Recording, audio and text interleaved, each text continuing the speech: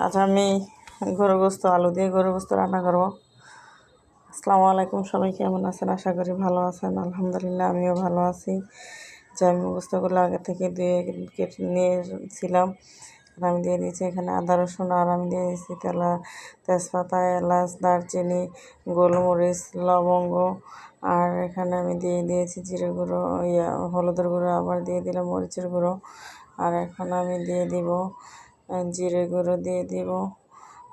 আমি এগুলো একটু কম করেই দিব, কারণ আমি আবার ওই যে একটা মিক্স মশলা বানাইছিলাম, আপনাদের ভিডিওতে শেয়ার করছিলাম, আমি ওই মিক্স মশলাটা একটু দিব, এই জন্য আমি আস্ত মশলা একটু কমেই দিছি। এখন আমি দিব পেঁয়াজ কুচি, আর আমি সাথে দিয়ে দিব একটু সরষের তেল।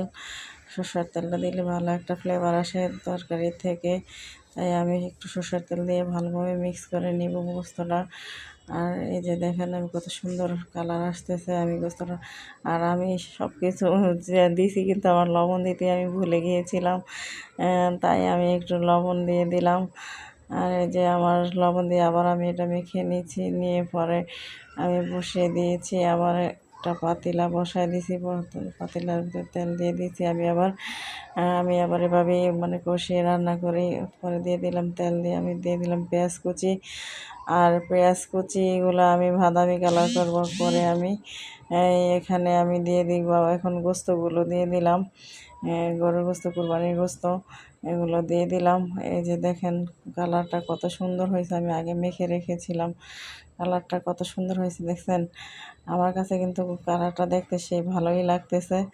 আর যদি আমার ভিডিওটা একটুও ভালো লেগে থাকে, আমার ভাই বোনেরা সবাই আমাকে আপনাদের বোনকে একটু লাইক কমেন্ট শেয়ার করে উৎসাহ করে পাশে থাকবেন, একটা লাইক দিবেন, কমেন্ট করবেন, শেয়ার করবেন। সবাই সবার পাশে থাকতে হবে, আর আমিও আপনাদের পাশে আছি।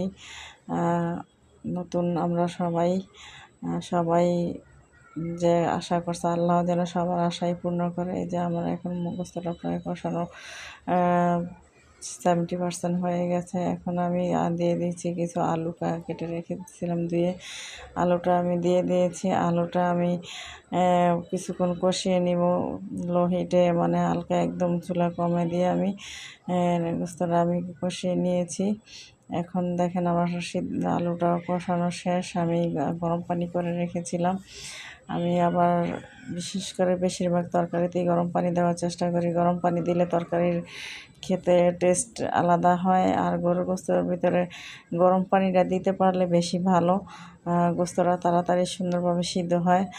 আর না হয় ঠান্ডা পানি দিলে আবার দেখা যায় আগের মতোই মানে কাঁচা একটা ভাব এসে পড়ে।